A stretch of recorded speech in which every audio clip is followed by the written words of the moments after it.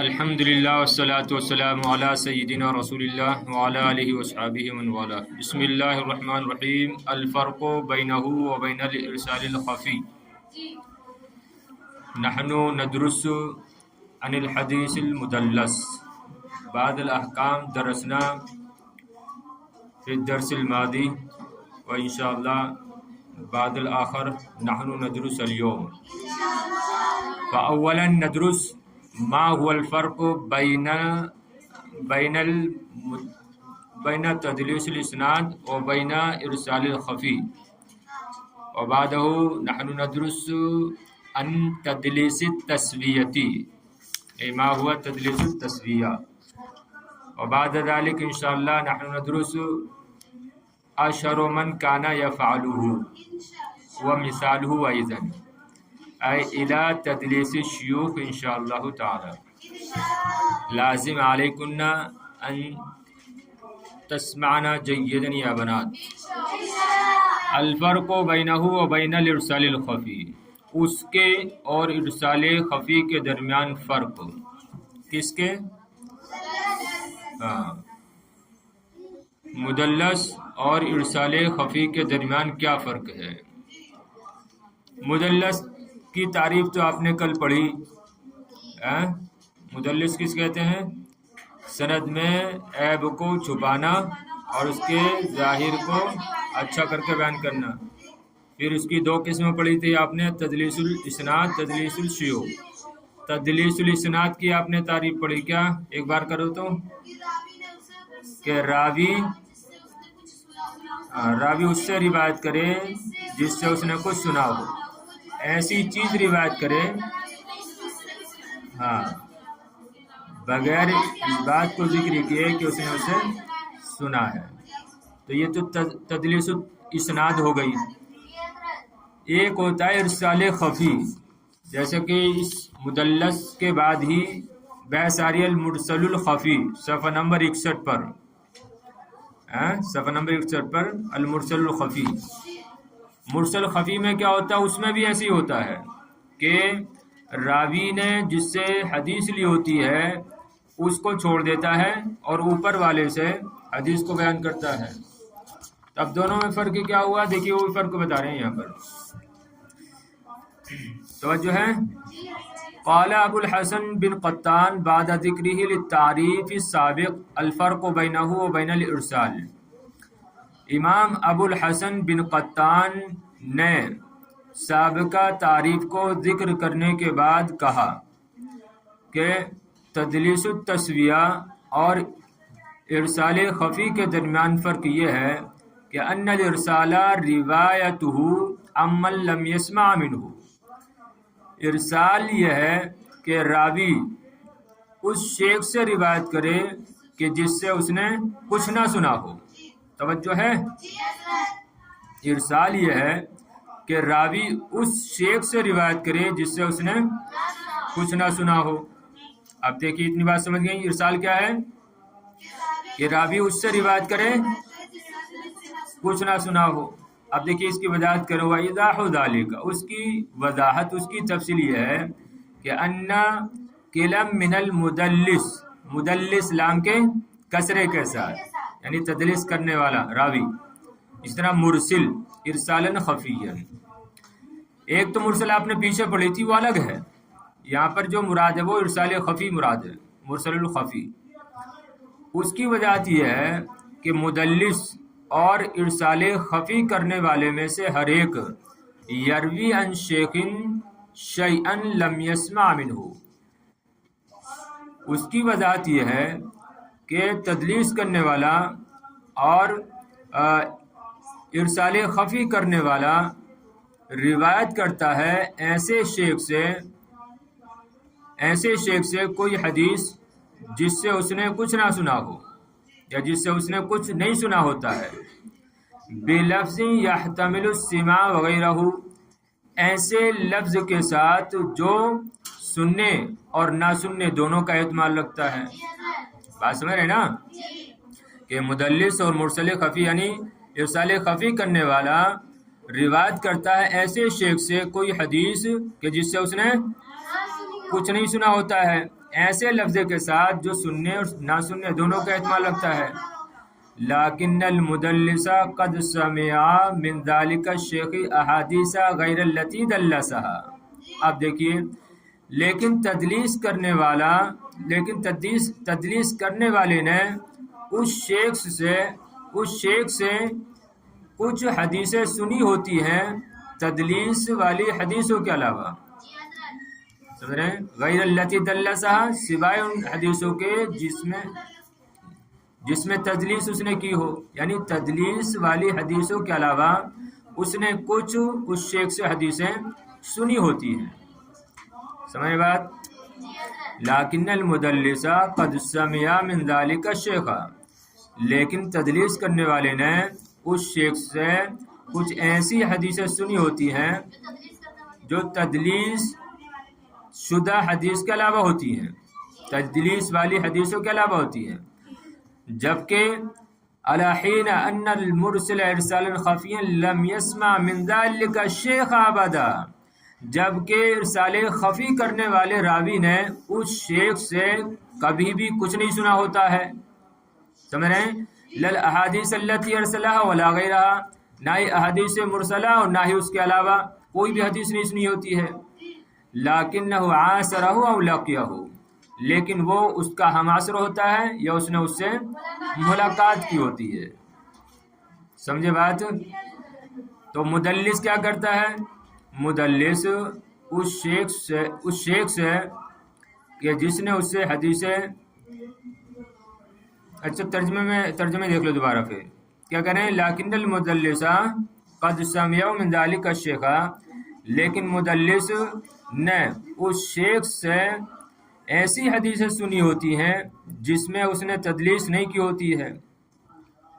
جبکہ ارسال خفی کرنے والا اس شیخ سے کبھی سنتا ہی نہیں ہے، کبھی کوئی حدیث نہیں سنی ہوتی ہے، نہ ہی احادیث مرسلہ اور نہ ہی اس کے علاوہ، لیکن اس کا وہ ہمعصر ہوتا ہے اور اس سے ملاقات اس کی ثابت ہوتی ہے. سمجھے بات دونوں میں؟ ارے مدلس اور مرسل خفی میں فرق سمجھے نا؟ آگے چلیں. دیکھیے، مثالہ ما اخرجہ الحاکم، اس کی مثال وہ ہے جس کو امام حاکم نے تخریج کیا ہے، روایت کیا ہے اپنی سند کے ساتھ، الی علی بن خشرم کے طریق سے. علی بن خشرم کے طریق سے لگائیں گے ترجمہ. قال، انہوں نے کہا، قال لنا ابن عینۃ عن الزہری فقیل له سمعت من الزہری فقال لا ولا ممن سمعه من الزہری حدثني عبد الرزاق عن معمر عن الزہری ففي هذا المثال اسقط ابن عینہ اثنین بینہ وبین الزہری. تو امام قال لنا یعنی علی بن خشرم نے ہم سے کہا، قال لنا ابن عینہ یعنی علی بن خشرم کہتے ہیں کہ ہم سے ابن عینہ نے کہا، روایت کرتے ہو کس سے؟ زہری سے، امام زہری سے. تو علی بن خشرم کیا کہہ رہے ہیں کہ ابن عینہ نے زہری سے روایت کرتے ہوئے ہم سے کہا. اب دیکھیے آگے، فقیل لہ، پس جب ان سے کہا گیا، کن سے؟ امام ابن عینہ سے، سمیعتہ من الزہری، کیا تم نے اس حدیث کو زہری سے سنا ہے؟ فقال لا، تو امام زہری نے کیا کہا؟ نہیں. ولا، نہیں، امام ابن عینہ نے کیا کہا؟ نہیں. ولا ممن سمعہ من الزہری، اور نہ ہی اس سے جس نے امام زہری سے سنا ہے، یعنی نہ ہی میں نے امام زہری سے سنا ہے اور نہ ہی اس سے جس نے امام زہری سے سنا ہے. بلکہ کیا ہے حدیث، پوری حدیث کیا ہے، سند کیا ہے؟ حدثنی عبد الرزاق، کون فرما رہے ہیں؟ علی بن خشرم، کہ حدثنی عبد الرزاق عن معمر عن الزہری ففی هذا المثال اسقط ابن عینۃ اثنین بینہ وبین الزہری. تو اس مثال میں ابن عینہ نے اپنے اور امام زہری کے درمیان دو لوگوں کو ساکت کر دیا. کس کو؟ عبد الرزاق اور معمر کو. عبدالرزاق اور معمر دونوں کو جو ہے ساکت کر دیا. سمجھ رہے بات؟ یہ کس نے کیا؟ ایسا نہیں، یہ علی بن خشرم نے ایسا کیا نا. علی بن خشرم نے ایسے کیا کہ ابن عیینہ اور امام زہری کے درمیان دو لوگوں کو ساکت کر دیا. ارے مثال سمجھی؟ اس کی مثال وہ ہے جس کو امام حاکم نے اپنی سند سے علی بن خشرم کے طریق سے روایت کیا. انہوں نے کہا کہ ہم سے ابن عیینہ نے روایت کرتے ہوئے کہا، اور وہ روایت کرتے ہیں امام زہری سے. تو دیکھو علی بن خشرم کیا کہہ رہے ہیں کہ ابن عیینہ نے کس سے روایت کیا ہے؟ امام زہری سے. جبکہ ابن عیینہ سے جب معلوم کیا گیا کہ کیا تم نے امام زہری سے سنا ہے، تو انہوں نے کہا نہیں، اور نہ ہی اس سے میں نے سنا ہے جس نے امام زہری سے سنا ہے. جبکہ علی بن خشرم نے کیا کیا کہ ابن عیینہ کیا ایسا کیا اس میں کیا لگ رہا ہے کہ ابن عیینہ نے جیسے ڈائریکٹ امام زہری سے سنا ہے، جبکہ در حقیقت سند کیا ہے؟ عبدالرزاق ان معمر ان الزہری، اس طریقے سے روایت ہے. تو ففی هذا المثال اسقط ابن عیینہ، تو اس مثال میں اسقط ابن عیینہ اثنین بینہ و بین الزہری، کہ ابن عیینہ نے اپنے اور امام زہری کے درمیان دو لوگوں کو ساکت کر دیا. آگے دیکھیے تدلیس التسویہ. تدلیس التسویہ هذا النوع من التدلیس ہوا فی حقیقت نوع من انواع تدلیس الاسناد. یہ قسم تدلیس کی ایک قسم در حقیقت تدلیس الاسناد کی قسموں میں سے ایک قسم ہے. ہاں یہ قسم تدلیس کی ایک قسم در حقیقت تدلیس کی اقسام میں سے ایک قسم ہے. تعریف، اس کی تعریف کیا ہے؟ ہوا روایت الراوی عن شیخہ ثم اسقاط راو ضعیف بین ثقتین لقی احدہما الآخر. بہت آسان بات ہے، بس توجہ کی ضرورت ہے. سب بیدار ہیں؟ تدلیس التسویہ یہ ہے کہ راوی اپنے شیخ سے روایت کرے، پھر دو ثقہ کے درمیان ایک ضعیف راوی کو ساکت کر دے. لقی احدہما الآخر، اور حالانکہ اور ان دونوں میں سے ایک کی دوسرے سے ملاقات ہو، یا جبکہ ان دونوں میں سے ایک کی دوسرے سے ملاقات ہو، ملاقات ثابت ہو، ایسے بھی کر سکتے ہیں. تو راوی اپنے شیخ سے روایت کرے، پھر دو ثقہ راویوں کے درمیان ایک ضعیف راوی کو ساکت کر دے کہ ان میں سے ایک کی دوسرے سے ملاقات ثابت ہو. اب دیکھیے صورت بتا رہے ہیں، خود وضاحت کر رہے ہیں. وصورت ذالکا، توجہ ہے نا، اس کی صورت یہ ہے، اس کا طریقہ یہ ہے ان یروی الراوی حدیثا عن شیخ ثقۃ، کہ ایک راوی ایک حدیث روایت کرے، کس سے؟ ثقہ شیخ سے. ثقہ شیخ سے ایک حدیث روایت کرے. وذالک الثقۃ یروی عن ضعیف عن ثقۃ، اور وہ ثقہ اس حدیث کو ضعیف سے روایت کرے، اور وہ ضعیف کیا ہے؟ ثقہ سے روایت کرے. سمجھ رہے ہیں؟ وذالک الثقۃ یروی میں جو ہا ضمیر راجع ہے وہ حدیث کی طرف. وذالک الثقۃ یروی عن ضعیف، اور وہ ثقہ اس حدیث کو ایک ضعیف سے روایت کرے، اور وہ ضعیف کیا ہے؟ ثقہ سے روایت کرے. تو حاصل کیا نکلا؟ یعنی ثقہ ضعیف سے روایت کرے اور ضعیف پھر ثقہ سے روایت کرے. وَيَكُونَ الثِّقَتَانِ قَدْ لَقِيَا أَحَدُهُمَا الْآخَرَ، اور دونوں ثقہ راوی نے، ان دونوں میں سے ایک نے دوسرے سے ملاقات کی ہو، یا اور دونوں ثقہ نے آپس میں ایک دوسرے سے ملاقات کی ہو. سمجھی صورت سمجھے نا؟ اب مدلس کیا کرتا، دیکھیے فیات المدلس الذی سمع الحدیث من الثقۃ الاول، پس وہ مدلس آتا ہے جس نے حدیث کو پہلے ثقہ سے سنا ہوتا ہے. فیسقط الضعیف الذی فی السند، تو وہ اس ضعیف راوی کو ساکت کر دیتا ہے جو سند میں ہوتا ہے. پس وہ سند میں ضعیف راوی کو ساکت کر دیتا ہے، اور کیا کرتا ہے وَيَجْعَلُ الْإِسْنَادَ عَنْ شَيْخِهِ الثِّقَةِ عَنِ الثِّقَةِ الثَّانِي، اور وہ سند کو اپنے ثقہ اور دوسرے ثقہ کی سند سے کر دیتا ہے، یا اور وہ پوری سند کو اپنے ثقہ شیخ سے ان ثقۃ ثانی دوسرے ثقہ سے کر دیتا ہے، یعنی گویا کہ ثقہ سے روایت کر رہا ہے، اس طریقے سے وہ کر دیتا ہے اور بیچ میں سے ضعیف راوی کو چھوڑ دیتا ہے، ساکت کر دیتا ہے۔ کیسے لفظ کے ساتھ؟ بلفظ محتمل، احتمال والے لفظ کے ساتھ۔ فیصب الاسناد کلہ ثقات، تو وہ پوری سند کو ثقہ بنا دیتا ہے، تو وہ پوری سند کو ایسے بنا دیتا ہے گویا کہ وہ پوری سند ثقہ راویوں پر مشتمل ہے۔ بات سمجھ رہے ہیں؟ اگر نہ سمجھو دیکھیں مثال میں دے دوں آپ کو، جیسے اس کو مثال کیسے کہیں گے، مولانا چاند صاحب ہیں، مفتی صاحب ہیں، ایک اور لے لو، اور کسے لوگے؟ مولانا نثار صاحب، اور کسے لیں گے؟ نہیں تو تین ہونے چاہیے نا،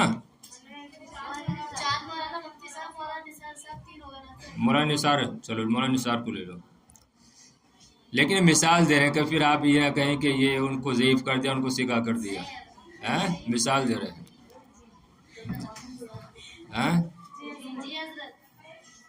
تو سب سے اوپر کیا ہے؟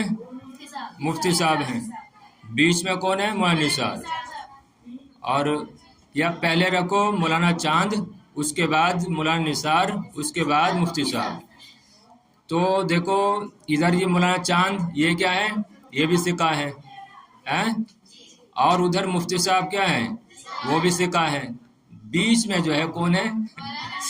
مولانا نثار، وہ کیا ہے؟ ثقہ نہیں، ضعیف ہے۔ صحیح ہے؟ یا مجھے لے لو، آپ جو ہے آپس سے جا کہو گی کہ مولانا نثار کو ضعیف قرار دے دیا ہے، تو آپ جو ہے برا مان جائیں گی پھر۔ عورتوں کو اپنے شوہروں کی برائی جو ہے ہضم نہیں ہوتی ہے، شوہر چیز ہی ایسی ہے۔ تو کسے لے لیں؟ ہمیں لے لیں آپ، صحیح ہے؟ تو وہ تو میں خود کہہ رہا ہوں، آپ تھوڑی کہہ رہے ہیں۔ چلیے، تو کیا ہے؟ پہلے کون ہے؟ مولانا چاند صاحب، بیچ میں آ گیا ضعیف، آخر میں مولانا مفتی صاحب، آخر میں مفتی صاحب۔ اب دونوں طرف کیا ہے؟ ثقہ، بیچ میں کیا ہے میرا؟ ضعیف۔ اب مولانا چاند کیا کریں گے؟ مجھے بیچ میں سے نکال دیں گے اور ڈائریکٹ کس سے روایت کریں گے؟ مفتی صاحب سے۔ کیوں؟ اس لیے کہ مفتی صاحب کیا ہے؟ ثقہ ہے۔ آپ بات سمجھے؟ تو یہی ہے تدلیس التسویہ۔ اب ایسا کرتا کیوں ہے؟ اب آدمی ایسا کرتا کیوں ہے، یا راوی ایسا کرتا کیوں ہے؟ تاکہ وہی دکھائے کہ یہ والی جو سند ہے اس میں سارے کے سارے ثقہ ہیں، کوئی بھی جو ہے ضعیف نہیں ہے، حالانکہ بیچ میں سے وہ ضعیف کو ساکت کر دیا ہوتا ہے۔ اب سمجھے بات کہ نہیں سمجھے؟ چلیے دیکھیے، تو ایک بار ترجمہ اور دیکھیے، اب اور بات سمجھ میں آ جائے گی۔ تدلیس التسویہ، اس کی تعریف یہ ہے کہ راوی اپنے شیخ سے روایت کرے، پھر دو ثقہ کے درمیان ضعیف راوی کو ساکت کر دے، ان دونوں میں سے ایک کی دوسرے سے ملاقات ثابت ہو۔ اس کی صورت یہ ہے کہ راوی اپنے ثقہ شیخ سے روایت کرے اور وہ ثقہ اس حدیث کو ضعیف سے روایت کرے، اور وہ ضعیف کس سے روایت کرے؟ ثقہ سے، اور دونوں ثقہ کے درمیان دونوں ثقہ کی آپس میں ایک دوسرے سے ملاقات ہو۔ تو اب مدلس آتا کیا کرتا ہے؟ فیات المدلس الذی سمع۔ اچھا، اب جیسے ابھی ہم تین ہوئے، اب جو ہے چوتھا آئے تو وہ کیا کریں؟ بیچ میں سے جو ہے وہ ساکت کر دے، مجھے ساکت کر دے، اور اس طریقے سے کرے کہ مولانا چاند نے مولانا مفتی صاحب سے بیان کیا ہے. تو یہ تیسرا آنے والا کیا، وہ چوتھا آنے والا کیا کہلائے گا؟ مدلس. ہاں صحیح ہے. مثلاً کون آئے؟ خان صاحب آئے. خان صاحب سمجھتی ہو نا؟ ہاں باہر بیٹھتے ہیں. تو فیات المدلس، پس مدلس آئے، الذی سمع الحدیث من الثقات الاول، کہ جس نے پہلے ثقہ سے کیا ہے؟ حدیث سنی ہو. فیسکت الضعیف الذی فی السند، پس وہ سند میں ضعیف راوی کو کیا ہے؟ ساکت کر دے، اور سند کو اپنے ثقہ اور دوسرے ثقہ سے کر دے. ٹھیک ہے نا؟ اور سند کو اپنے ثقہ شیخ اور دوسرے ثقہ سے کر دے. کیسے لفظ کے ساتھ؟ احتمال والے لفظ کے ساتھ. تو پس پوری سند کو وہ ثقہ بنا دے، یسوی برابر کر دے، یعنی پوری سند کو وہ ثقہ بنا دے. اب دیکھیے اس تعریف کا حکم کیا ہے، اس قسم کا حکم کیا ہے؟ وَهَذَا النَّوْعُ مِنَ التَّدْلِيسِ شَرُّ أَنْوَاعِ التَّدْلِيسِ، اور تدلیس کی یہ قسم تدلیس کی تمام قسموں میں سے سب سے زیادہ بدتر ہے، بری ہے. ظاہر بات ہے بری ہے کہ نہیں ہے؟ دیکھیے اس کی صورت بتا رہے ہیں کیوں بری ہے. تو یہ قسم تدلیس کی اقسام میں سے سب سے زیادہ بری ہے. کیوں؟ لأن الثقة الأول قد لا يكون معروفا بالتدلیس، اس لیے کہ پہلا ثقہ وہ تدلیس میں کیا ہے؟ معروف نہیں ہوتا ہے. اس لیے کہ پہلا ثقہ کبھی معروف نہیں، مشہور نہیں ہوتا ہے. وَيَجِدُهُ الْوَاقِفُ عَلَى السَّنَدِ كَذَلِكَ بَعْدَ التَّسْوِيَةِ، اور حدیث پر سند پر نظر رکھنے والا اس کو پاتا ہے اسی طرح تسویہ کے بعد. تو قد رواہ عن ثقۃ آخر، تو وہ اس کو روایت کر دیتا ہے دوسرے ثقہ سے. فَيَحْكُمُ لَهُ بِالصِّحَةِ، تو وہ اس پر کیا ہے؟ صحت کا حکم لگا دیتا ہے. وَفِيهِ غُرُورٌ شَدِيدٌ، حالانکہ اور اس میں کیا ہے؟ بہت زیادہ دھوکہ ہے. غرور دھوکے کے معنی میں، اور اس میں بہت زیادہ دھوکہ ہے. تو بات سمجھے کہ نہیں سمجھے؟ ظاہر بات ہے. دیکھیے ارے توجہ، بات تو پوری ہو لینے دو. کیوں بری ہے یہ قسم؟ اس لیے کہ اب جب یعنی پانچواں، جیسے ابھی میں نے جو مثال دی ہے، اب پانچواں شخص آئے گا وہ اس طریقے سے پانچواں ہو جائے گا نا. اب پانچواں شخص آئے گا اور وہ اس حدیث کو اس طریقے سے دیکھے گا کہ مثلا یہ حدیث مولانا چاند مفتی صاحب سے بیان کر رہے ہیں، تو وہ کیا ہے؟ آگے ایسے ہی بیان کرے گا کہ نہیں کرے گا؟ کیونکہ وہ مولانا چاند صاحب کو بھی جو ہے اس سے کا جان رہا ہے، اس کو معلوم ہے کہ سکا ہے، اور پھر آگے مفتی صاحب بھی سکا ہے. جبکہ اس کو یہ نہیں پتا ہوتا کہ بیچ میں سے ضعیف راوی سے ساقط ہے، تو وہ تو ایسی سے روایت کرے گا. تو اس میں دھوکہ دینا ہوا کہ نہیں ہوا؟ تو اسی کو کہا ہے لأن الثقة الأول، اس لیے کہ پہلا ثقہ جو کہ تدلیس میں معروف نہیں ہوتا ہے، تدلیس میں معروف نہیں ہوتا ہے، اور اس کو حدیث سند پر نظر رکھنے والا اسی طرح پاتا ہے تسویہ کے بعد. تو قد رواہ عن ثقۃ آخر، وہ اس کو دوسرے ثقہ سے روایت کر دیتا ہے. وَيَحْكُمُ لَهُ بِالصِّحَةِ، پس وہ اس پر صحت کا حکم لگا دیتا ہے کہ اس میں تو سب ثقہ ہی ہے. حالانکہ اس میں کیا ہے؟ بڑا دھوکہ دیتا ہے، اور اس میں بڑا دھوکہ ہے.